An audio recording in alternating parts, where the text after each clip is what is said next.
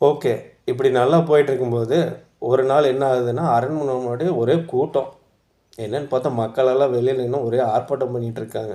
அப்ப மந்திரி என்ன பண்றாரு, இது என்னடா வம்பா போச்சுன்னு ஓடி போய் ராஜாட்ட, "ராஜா ராஜா வெளியில எல்லாம் மக்கள் எல்லாம் ஆர்ப்பாட்டம் பண்ணிட்டு இருக்காங்க. ஒருத்தன் என்னங்கிறான்னா, ராஜா வெளிய வந்தாருன்னா, அழுகுன தக்காளியில அவர போட்டு அடிச்சுருவேங்கிறான்." அப்படின்னோனே ராஜா பயந்துட்டாரு. "மறுபடியுமா?" அப்படின்னு. "அ ஏன் நல்லா தானே போயிட்டு இருந்தது. நம்ம ஆரம்பிச்ச பேங்க் சிஸ்டம்லாம் இப்ப நல்லா தானே போகுது. அப்புறம் ஏன் மக்கள்லாம் கோவமா நம்ம மேல இருக்காங்க?" அப்படின்னு மந்திரிகிட்ட அவர் கேட்கிறாரு. சரி, நீங்க இப்படி சொல்றீங்க. அன்னைக்கு நம்ம பணம் குடுக்கும்போது என்ன பண்ணோம்? தங்கம் யாரெல்லாம் வச்சிருக்காங்களோ அவங்களுக்கு தானே அந்த கரன்சி குடுத்தோம். இவங்கலாம் வந்து தங்கம் இல்லாதவங்க, ரொம்ப ஏழை-பாழைங்க. இவங்கள நம்ம கவனிக்காமயே விட்டுட்டோம். அப்படிங்கும்போது ராஜா யோசிக்கிறாரு. ஆமா, நம்ம தப்பு பண்ணிட்டோம். அப்போ நம்ம இப்ப தானே நம்ம வங்கி நிர்வாகம்லாம் நல்லா தானே போயிட்டுருக்கு. லாபகரமா தானே போகுது. அப்ப இவங்களுக்கும் வாழ்க்கையில முன்னேறதுக்கு ஏதோ ஒரு ஸ்கீம் நம்ம கண்டிப்பா பண்ணியே ஆகணும். இதில பெரும்பாலானோர் விவசாயம் சார்ந்த மக்களா இருப்பாங்க. அப்ப நம்ம என்ன பண்ணுவோம்னா, நம்ம தலைமை வங்கிய அ அதோட வ சப்போர்ட் மூலியமா இந்த மாரி ஒரு விவசாயம் செய்றவங்களுக்கெல்லாம் வந்து நம்ம ஒரு ஸ்பெஷல் ஸ்கீம் மாரி குடுத்து, அவங்களுக்கு ஒரு கடன் தொகை, மானியம் இந்த மாரியெல்லாம் நம்ம பண்ணலாங்கிற ஒரு ஸ்கீமையும் கொண்டு வர்றாங்க. ஸோ, இப்படி படிப்படியா வந்து இந்த சிஸ்டத்தினால அந்த அ அந்த நாடும் நல்லா ஒரு வளர்ச்சி பாதையை நோக்கி போயிட்டு இருந்தது. கிட்டத்தட்ட இந்த உதாரணம் வந்து நம்மளோட இந்த எக்ஸிஸ்டிங் பேங்க் சிஸ்டத்தோட நம்ம பொருந்தி பார்த்துக்கணும். அதாவது 100% இது பொருந்தும்னு நான் சொல்லல. நமக்கு ஒரு சிம்பிள் அண்டர்ஸ்டாண்டிங்காக தான் நான் இத வந்து இத வந்து ஒரு உதாரணமா உங்களுக்கு வந்து சொல்லியிருக்கேன். இப்போ நம்ம வந்து அது ராஜான்னு நம்ம சொன்னோம். இப்போ நம்ம நாட்ல வந்து ஒரு ஜனநாயக நாடு, ஒரு சென்ட்ரல் கவர்மெண்ட் இருக்கு. ஸோ இந்த சென்ட்ரல் கவர்மெண்ட் தான் வந்து இந்த என்டையர் பேங்க் சிஸ்டத்த வந்து ப கண்ட்ரோல் பண்ணக்கூடியது. அது எது மூலியமா கண்ட்ரோல் பண்ணக்கூடியதுன்னா, இப்போ நம்ம எல்லாருமே கேள்விப்பட்டிருப்போம். Reserve bank of India, RBI இந்த ஒரு பேர நம்ம எல்லாருமே கேள்விப்பட்டிருப்போம். இது என்னன்னு கேட்டிங்கன்னா, நம்ம இந்திய நாட்டோட சென்ட்ரல் பேங்க். நெறைய பேர் கன்ஃப்யூஸ் ஆயிருவாங்க. சென்ட்ரல் பேங்க்குன்னு ஒரு பேங்க் இருக்குது. அந்த பேங்க் இல்ல. சென்ட்ரல் பேங்க்னா மத்திய வங்கி. ஒரு நாட்டோட மத்திய வங்கி தான் வந்து நம்ம வந்து சென்ட்ரல் பேங்க் ஆஃப் இந்தியான்னு சொல்லுவோம். நம்ம இந்திய நாட்டோட மத்திய வங்கிங்கிறது தான் RBI, reserve bank of India. So இதுதான் வந்து இந்தியாக்குள்ள இருக்கிற அனைத்து வங்கிகளுக்குமான ஒரு பாஸ். இந்த ரிசர்வ் பேங்க் ஆஃப் இந்தியா தான் என்ன பண்ணும்னா, நம்ம நாட்டில் உள்ள அனைத்து வங்கியுமே ரிசர்வ் பேங்க் ஆஃப் இந்தியா தான் வந்து கட்டுப்படுத்தும். அப்போ இந்த ரிசர்வ் பேங்க் ஆஃப் இந்தியா யாரோட கண்ட்ரோலில் இருக்குன்னா, மத்திய அரசாங்கத்தோட கண்ட்ரோலில் இருக்குது. அப்போ இதை நிர்வாகம் பண்ணக்கூடிய அதிகாரியை தான் நம்ம ஆர்பிஐ கவர்னர்னு சொல்லுவோம். இப்போ பொதுவாக நீங்கள் கரன்சிலெலாம் பார்த்தீங்கன்னா அவரோட சிக்னேச்சர் இருக்கும். இப்போ இந்த ஆர்பிஐ தான் வந்து அதோட பிரதான பணிகளில் வந்து இந்த பண அச்சடிப்பும் வந்து ஒரு பிரதான பணி. ஆர்பிஐயோட பிரதான பணி. அப்போ வந்து நம்ம சின்னதுல நிறைய பேர்த்துக்கு இந்த ஒரு டவுட் இருக்கும். பணம் தானே, நம்ம கவர்மெண்ட் தானே, இஷ்டம் போல் அடிச்சுக்கலாமான்னா, நீங்கள் அந்த ராஜா கதையோட உதாரணத்தை நீங்கள் பார்த்துக்கணும். ஏன்னா ஒரு வேல்யூ கிரியேட் பண்ணாமல் நீங்கள் பாட்டுக்கு இஷ்டத்துக்கு பணத்தை அச்சடிக்க முடியாது. இப்போ எந்த அளவுக்கு இந்திய நாட்டில் இப்போ பணப்புழக்கம் இருக்கோ, அந்த அளவுக்கு அவங்க கஜானாவில் ஒரு ரிசர்வ் போர்ஷன் வச்சுருப்பாங்க. அது தங்கம் அந்த மாதிரி விஷயங்களை வந்து அவங்க ரிசர்வாக வச்சுருப்பாங்க. ஸோ அப்படி தான் நீங்கள் வந்து ஒரு கரன்சி இஷ்யூ பண்ண முடியுமோ இல்லையோ, வெறுமனே நீங்கள் அனுப்பிச்சிங்கன்னா அதுக்கோட மதிப்பு வந்து குறைஞ்சிரும். ஸோ கிட்டத்தட்ட நீங்கள் அந்த உதாரணத்தை அப்பப்போ நீங்கள் வந்து பொருத்தி பார்த்துக்கணும்.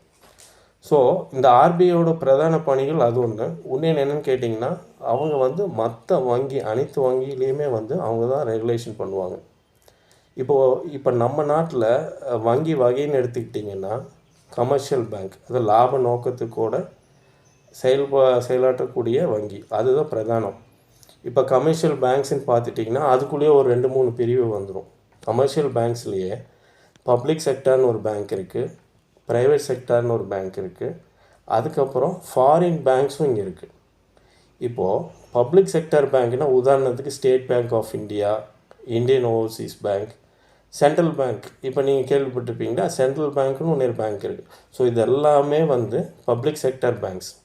இது நம்ம ஏன் பப்ளிக் செக்டார் பேங்க்ஸ்ன்னு சொல்கிறோம்னா, இவங்கெல்லாம் நேரடி அரசாங்கத்தோட கட்டுப்பாட்டில், அவங்க நேரடி நிர்வாக கட்டுப்பாட்டில் தான் இந்த பேங்க்ஸ் எல்லாம் இயங்கும். அப்போது அவங்க தான் முடிவு எடுப்பாங்க. இந்த லாப நஷ்டமும் அவங்கள தான் போய் சேரும். இன்னொன்று வந்து ப்ரைவேட் செக்டர் பேங்க்ஸ். இப்போ ப்ரைவேட் செக்டர் பேங்க்ஸ்னால் நீங்கள் HDFC பார்த்துருப்பீங்க, ICICI பார்த்துருப்பீங்க. இவங்கெல்லாம் யாருன்னு கேட்டிங்கன்னா ப்ரைவேட் செக்டர் பேங்க்ஸ். ஸோ இவங்களுக்கான அந்த நிர்வாக அதிகாரம் இதெல்லாமே ஒரு தனியார் தான் வச்சுருப்பாங்க. அந்த லாப நஷ்டமும் அவங்கள தான் போய் சேரும். மற்றபடி கண்ட்ரோல் ஃபுல்லாக இவங்க எப்படி நடந்துக்கணும், எவ்வளோ சதவீத வட்டி அவங்க வந்து ஃபிக்ஸ் பண்ணணும், இதெல்லாமே யார் நின்று ரெகுலேட் பண்ணுவான்னா RBI தான் வந்து அவங்கள வந்து கண்ட்ரோல் பண்ணுவாங்க. இன்னொன்று ஃபாரின் பேங்க்ஸ். உலகமயமாக்கிறதுக்கு அப்புறம் நம்ம ஊர்லேயும் நிறைய ஃபாரின் பேங்க்ஸு வந்து இங்கே வந்து பிஸ்னஸ் பண்ணுறாங்க. உதாரணத்துக்கு வந்து ஸ்டாண்டர்ட் சார்ட்டர்ட் பேங்க், அவங்களோட ஹெட் குவார்ட்டர்ஸ் எங்கே இருக்குன்னா லண்டன். HSBC அதோட ஹெட் குவார்ட்டர்ஸும் லண்டனில் இருக்குது. ஆனால் அவங்களோட மோஸ்ட் ஆக்டிவிட்டீஸ் எல்லாமே நம்மளே மாதிரி உள்ள ஏஷியன் கண்ட்ரீஸில் தான் வந்து அவங்க வந்து பிஸ்னஸ் பண்ணிகிட்ருக்காங்க. ஸோ இது பேசிக்காக இது ஒரு 3 வகையாக பிரிக்கலாம் கமர்ஷியல் பேங்க்ஸ். அது போக கூட்டுறவு வங்கி நம்ம எல்லாம் கேள்விப்பட்டிருப்போம். அது மோஸ்ட்லி ஸ்டேட் கவர்மெண்ட்டோட நிர்வாகத்துக்கு கண்ட்ரோலில் வந்துடும். ஸோ அங்கே இருக்கக்கூடிய லோக்கல் மக்களுக்கான ஒரு பொருளாதார முன்னேற்றத்துக்காக அவங்க வந்து அதை வந்து பயன்படுத்திக்குவாங்க. ஒன்றுன்னு கேட்டிங்கன்னா ஸ்பெஷலைஸ்டு பேங்க்ஸ்ன்னு நம்ம சொல்லுவோம். இப்போ நபார்டுன்னு ஒரு பேங்க் இருக்குது. அதோட பிரதான கொள்கை என்னென்னா, இது வந்து நேரடி RBI கட்டுப்பாட்டில் வரும். அந்த நபார்டோட நேரடி அதோட முக்கியமான பங்கு என்னன்னு கேட்டிங்கன்னா, நம்ம ஊரில் இருக்கக்கூடிய விவசாயிகளுக்கு அவங்களோட வாழ்வாதாரத்துக்கு முன்னேற்றத்துக்கு உதவக்கூடிய இதுதான் வந்து அந்த பேங்க் நபார்டு. இன்னொன்று எக்ஸிம்னு ஒரு பேங்க் இருக்குது. அதோட செயல்பாடு கேட்டிங்கன்னா, ஒரு ஒரு பிஸ்னஸ் வந்து ஒரு எக்ஸ்போர்ட் இம்போர்ட் பிஸ்னஸ் பண்ணக்கூடியவங்களுக்கு அது பயனுள்ள பேங்க்காக அது அமையும். அப்புறம் சிறு குறு தொழில் பண்ணுறவங்களுக்கு SIDBIன்னு ஒரு பேங்க் இருக்குது. அது போக ஸ்மால் பேமெண்ட்ஸ் பேங்க்குன்னு நம்ம பார்த்துருப்போம். அந்த பேடிஎம் பேங்க்கு, ஏர்டெல், ஜியோ இது வந்து இதெல்லாம் என்னென்னு கேட்டிங்கன்னா ஸ்மால் பேமெண்ட்ஸ் பேங்க்குன்னு சொல்லுவோம். ஸோ அந்த பேங்க்கில் உங்களால் வரவு செலவு பண்ண முடியும். ஆனால் கடனெல்லாம் எதுவும் வாங்க முடியாது. நார்மல் பேங்க்ஸ் மாதிரி அங்கே போய் நீங்கள் கடன் வாங்க முடியாது. ₹1,00,000 வரைக்கும் நீங்கள் அதில் வந்து டெபாசிட்ஸும் மெயின்டைன் பண்ணலாம். ஸோ இந்த RBIயோட மெயின் ஃபங்க்ஷன் என்னென்னு கேட்டிங்கன்னா, ஒன்று வந்து மணி பிரிண்டிங், அது ஒரு மெயின் ஃபங்க்ஷன். அதுக்கப்புறம் அவங்க என்ன பண்ணுவாங்கன்னா, மற்ற பேங்க்ஸு இந்தியாவில் உள்ள எல்லா பேங்க்ஸையுமே அவங்க தான் ரெகுலேட் பண்ணுவாங்க. மற்ற பேங்க்ஸோட நார்மல் ஆக்டிவிட்டீஸ் மாதிரி அவங்க எந்த ஆக்டிவிட்டீஸும் பண்ண மாட்டாங்க.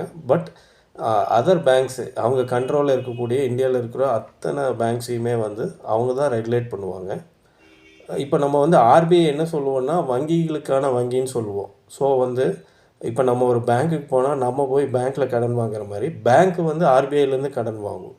அதோட தேவைகளுக்கு RBIலேருந்து கடன் வாங்கும். அதே மாதிரி ஒவ்வொரு பேங்க்குமே ஒரு குறிப்பிட்ட ஒரு வைப்பு தொகையை வந்து RBIயில் வச்சுருப்பாங்க. ஸோ அவங்களுக்கு ஏதாவது இங்கே லாஸ் ஆகிற மாதிரி இருந்ததுன்னா அதை காம்பன்சேட் பண்ணுற மாதிரி ஒவ்வொரு பேங்க்குமே இப்போ நம்ம போய் பேங்க்கில் ஒரு டெபாசிட் பண்ணுற மாதிரி இந்த பேங்க்ஸ் வந்து என்ன பண்ணுவாங்கன்னா அவங்க ஒரு டெபாசிட் தொகையை வந்து RBIயில் மெயின்டைன் பண்ணுவாங்க. அப்புறம் அந்த பேங்க்ஸ் வந்து என்ன பண்ணுவாங்கன்னா RBIலேருந்து கடனும் வாங்கி நமக்கு கொடுப்பாங்க. அப்போ என்ன ஆகும்னா RBI வந்து ஒரு ரேட் ஆஃப் இன்ட்ரெஸ்ட் வந்து இந்த பேங்க்ஸுக்கு ஃபிக்ஸ் பண்ணுவாங்க. அதை பேஸ் பண்ணி தான் நமக்கு கொடுக்கக்கூடிய கடனுக்கான வட்டியை வந்து நம்ம வாங்கக்கூடிய பெறக்கூடிய அந்த பேங்க் வந்து நிர்ணயம் செய்யும். அப்போ வருஷம் RBI என்ன ரேட் ஆஃப் இன்ட்ரெஸ்ட் ஃபிக்ஸ் பண்ணாங்களோ அதை பேஸ் பண்ணி தான் நம்ம கடனுக்கான வட்டிகள்லாம் வந்து மாறுபடும். ஸோ இது ஒரு ஆஸ்பெக்ட். RBIயோட இன்னொரு முக்கியமான பணி வந்து கவர்மெண்ட்டோட ஃபினான்ஷியல் ஆக்டிவிட்டீஸை பார்த்துக்கிறது, அவங்களுக்கு தேவையான கடன்களை பெற்றுக் கொடுக்கிறது, இதெல்லாம் இன்னொரு முக்கியமான பணி. மேலும் இந்த மாதிரி பயனுள்ள வீடியோஸுகளை நீங்கள் பார்க்குறதுக்கு எங்கள் சேனலை சப்ஸ்கிரைப் பண்ணவும். நன்றி, வணக்கம்.